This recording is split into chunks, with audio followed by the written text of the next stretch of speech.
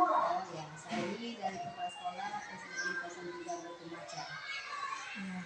Baik Bu, saya ini ada tugas, ada keperluan sama Bu dalam rangka mengikuti pendidikan calon guru penggerak ini. Kami ini diminta mewawancarai beberapa kepala sekolah terkait dengan pengambilan keputusan yang mengandung nilai-nilai kebajikan.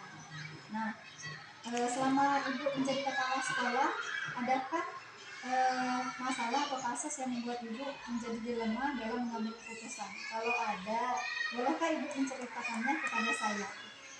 Oh ya, ada. Yang ada kasus masalah siswa. Siswa ini kadang-kadang ada yang malas, ya namanya tadi di desa ya. Jadi kadang-kadang orang tuanya nggak tahu kalau anaknya nggak sekolah. Jadi malas, sering kadang satu minggu nggak sekolah.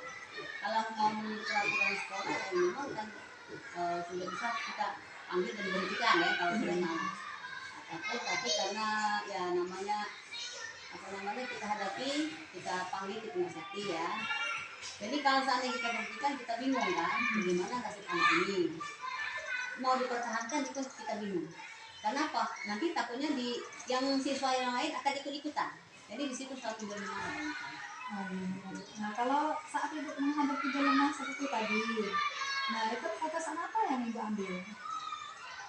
Kalau saya sering kali keputusan, saya tetap pertahankan sekolah di sini dulu karena saya mengizinkan. Seandainya saya putuskan dia diberhentikan, maka saya merasa kasihan.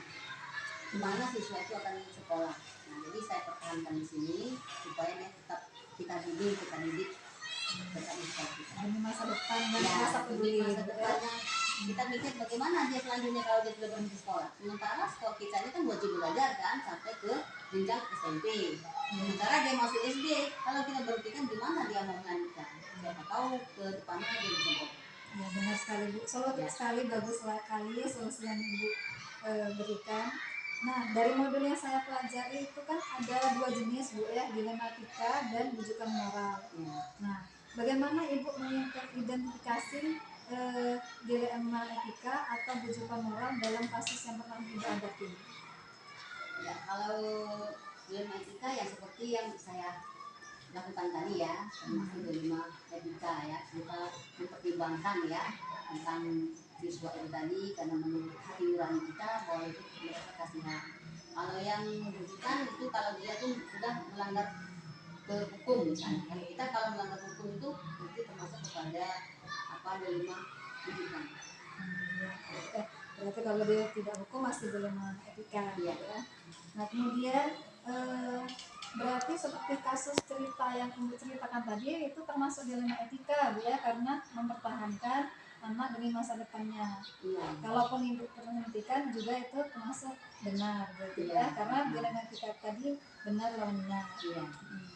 Nah jadi selama ini bagaimana Ibu mengambil keputusan, pertama kasus yang misalnya sama-sama benar atau Ibu memandang kasus yang sama-sama memiliki nilai kebajikan?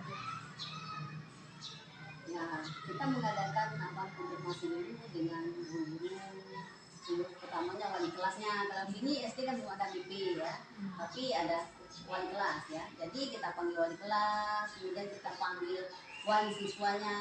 Nah di situ kita musyawarahkan dulu dengan kita ketahui dulu bagaimana latar belakang anak ini, kenapa dia malas misalnya kan, kita tanyakan dulu.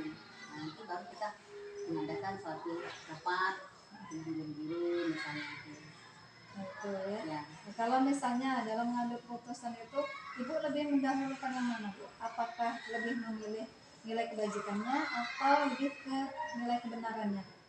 Kalau saya lebih ke kebajikannya ya. Kalau sini namanya SD kan masih harapan belum tentu ke depannya. Jadi saya lebih kebajikan. Dalam mengambil keputusan, solusi atau strategi apa yang dilakukan biasanya dalam menghadapi dilema etika ini? Nah, biasanya ya tadi saya harus mengkonfirmasikan dengan seluruh warga sekolah, yang caranya ada komite sekolah kan, wali kelasnya, kemudian ya wali muridnya. Jadi saya ajak rapat dulu dengan permasalahan itu. Pasti tidak dilakukan sendiri ya, kita harus pakai, walaupun ini kita ada waktunya dulu, jangan langsung ponis langsung putuskan ada pertimbangan. Ya. Dari beberapa yang sering ambil tadi, adakah yang paling efektif Bu dalam mengambil keputusan? Yang paling efektif menurut Ibu, langkah yang paling efektif? Ya, kalau menurut saya ya langkahnya tadi yang paling efektif tadi, yang pertama ya memanggil orang tuanya, karena siswa ini kelas SD ini masih sangat ketergantungan dengan orang tua, masih perlu sangat diperhatikan oleh orang tuanya. Begitu ada masalah kita panggil orang tua dulu, itu langkah yang pertama yang efektif dulu. Kenapa? Seandainya kita ambil keputusan yang salah, maka orang tuanya akan protes. Nah itu. Benar sekali Bu, karena tidak anak SD itu masih kecil, jadi Iya. perlulah orang tua mengetahui kasus anaknya Bu ya. Ya mau sekolah dulu kan kadang-kadang mau apa diperhatikan dulu bagaimana apa dari pakaiannya, kenapa dia tidak sekolah. Nah orang tuanya itu lebih berperan dulu kan. Namanya SD masih kecil Bu ya, Iya. bisa belum memahami ya. Belum memahami.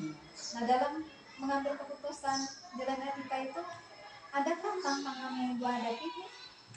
Ya itu pasti ada. Salah satunya kadang-kadang siswa ini nggak mau apa namanya terus terang misalnya. Kalau ditanya kenapa nggak sekolah nggak mau jawab. Nah itu salah satu. Siswa kita itu bikin karena ketakutan atau gimana sehingga tidak terbuka. Kalau kita panggil dia diam, nggak mau menyebutkan apa permasalahannya. Sehingga kita ya tadi itu salah satu tantangan yang berat kalau bagi kita. Memang kalau tidak terbuka akan menjadi penghambat Iya, juga ya dalam mengambil kita bingung keputusan. kenapa gini. Nah, ketika balik mengambil keputusan, bagaimana itu Bu? Apakah Ibu memiliki jadwal tertentu atau tidak Bu?